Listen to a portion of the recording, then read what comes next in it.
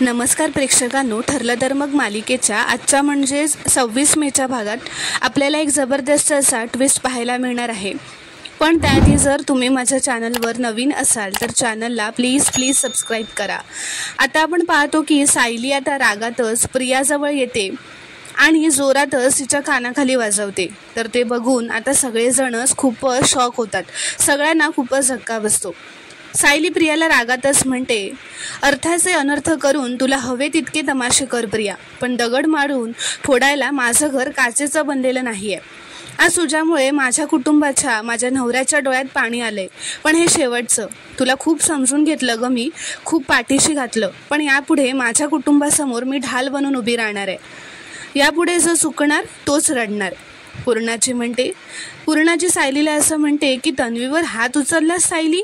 तर सायली म्हणते, हो पूर्णाची, खरं तर मी तुमच्यासमोर केव्हाच हिला थोबाडीत मारायला हवी होती, पण मी खूप संयम ठेवला. पण आता मला माझ्या नवऱ्याच्या डोळ्यातले अश्रू शांत बसू देणार नाही आहेत. माझ्यासाठी फक्त माझा नवराच महत्त्वाचा आहे. तर अर्जुन म्हणतो, सायली आपण वर जाऊयात चल.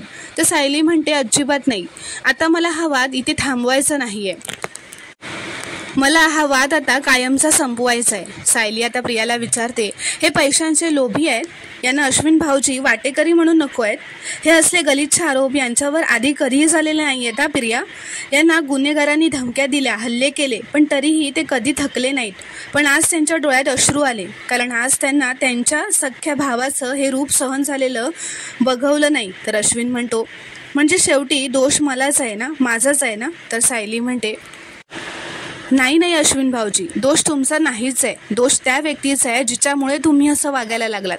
आजच्या या कलहाची करती करवती ना तुमची बायको प्रिया आहे. आता तरी विचार करा अश्विन भाऊजी, जागे व्हा. ही प्रिया घरात येण्याआधी कधीही असे वाद झालेत का हो? तर प्रिया म्हणते, कारण तेव्हा अश्विनच्या भोळेपणाचा फायदा घेतला जायचा. तो आज त्याच्या मनातलं बोलून दाखवतोय ना, म्हणून तुला त्रास होतोय. तर सायली म्हणते, ते स्वतःच्या मनाचं नाही, तुझ्या मनातलं बोलतायत प्रिया. हे तुझं माझं करणं, हेवेदावे करणं, मोठं धाकटं करणं, हे फक्त तुलाच सुचू शकतं. पूर्णाची आई बाबा, ही तुमची लाडकी तन्वी ही प्रतिमात्याची मुलगी आहे म्हणून कधीच चुकू शकत नाही असं वाटतंय ना तुम्हाला? पण आज जे काही घडलंय ना, त्याला जबाबदार फक्त आणि फक्त प्रिया आहे. सायली कल्पनाकडे जाऊन असं म्हणते, आई, माझ्या नवऱ्याच्या अवस्थेमुळे जर माझा आवाज वाढला असेल तर मला माफ करा. पण मला सांगा, जो मुलगा आपल्या प्रत्येक हिअरिंगला जाताना तुमच्या पाया पडतो, तो मुलगा आपल्या सख्ख्या भावाचा अनादर करेल? धर्मदार केसेत लढणारा वकील कुटुंबाच्या पैशाचा लोभी असेल का? पूर्णाची, तुमचा लाडका नातू तुमच्या तब्येतीसाठी त्याला नको असलेल्या मुलीशी लग्न करायला तयार झाला. जो नातू तुमचं मन जपण्यासाठी सतत धडपडत असतो, त्याला आपल्या सख्ख्या भावाचे अधिकार खुपतील का? असे ती प्रश्न त्यांना विचारते. ती प्रतापकडे जाऊन म्हणते, बाबा तुम्हीच सांगा, प्रिया आणि अश्विन आज जे काही बोलले त्यातला एक तरी शब्द तुम्हाला खरा वाटतोय का हो? तर आता प्रताप असं म्हणतो, नाही, अर्जुन आणि अश्विन कितीही भांडले तरी इतक्या खालच्या थराला कधीही जाणार नाहीत. सायली म्हणते, ऐकलत ना अश्विन भाऊजी, अहो माझ्यावर नाही, निदान तुमच्या बाबांवर तरी विश्वास ठेवा. अहो परवा तुमच्या वाढदिवसाला तुमच्यापेक्षा जास्त उत्साह यांच्या चेहऱ्यावर दिसत होता.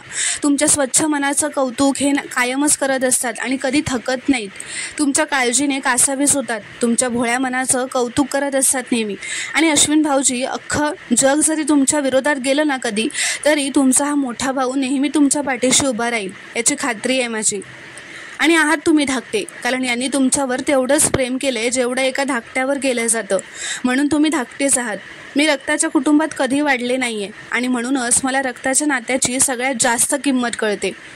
कोणीही कान भरावेत आणि नातं तुटावं इतकं सख्ख्या भावांचं नातं तकलादून असतं याची खात्री आहे. आणि तरीही कोणाला वाटत असेल की आम्हाला सुभेदारांच्या प्रॉपर्टीचा मोह आहे, तर आत्ता आम्ही या क्षणी सगळे हक्क सोडायला तयार आहोत. सांगा कुठल्या कागदांवर सही करायची आहेत?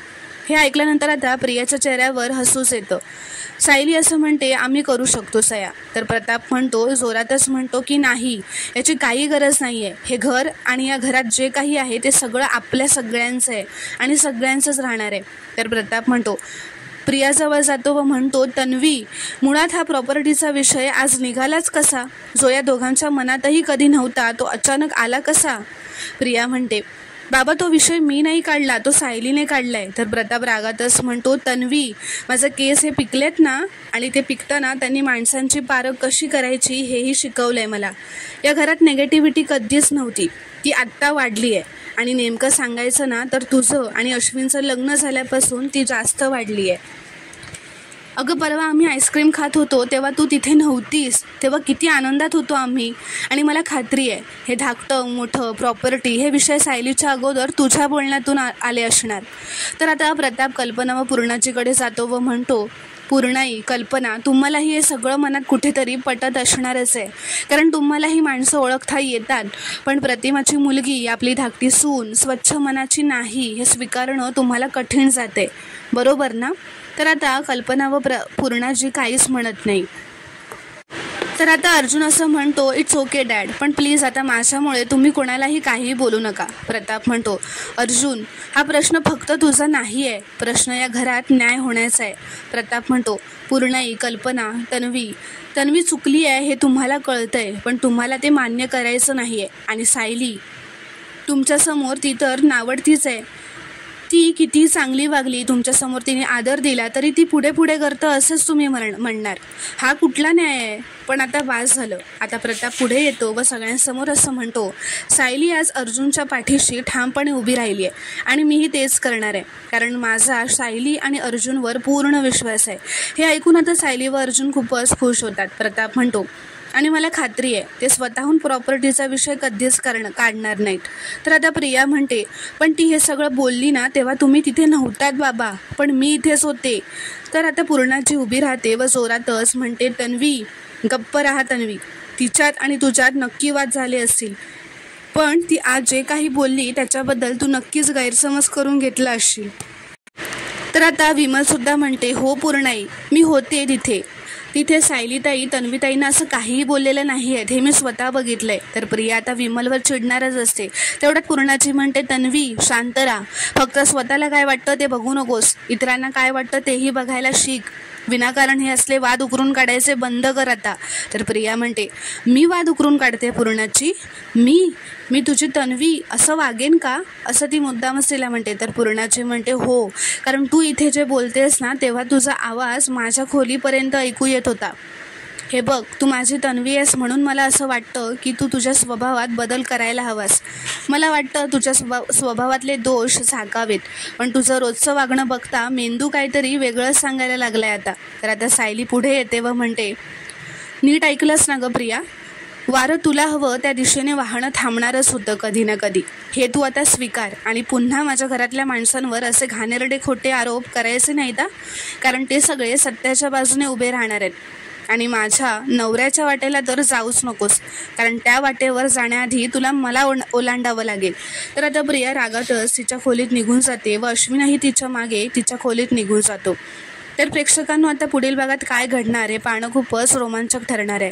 व्हिडिओ पूर्ण बघितल्याबद्दल धन्यवाद. व्हिडिओ आवडल्यास कॉमेंटमध्ये नक्की कळवा व चॅनलला प्लीज सबस्क्राईब करा.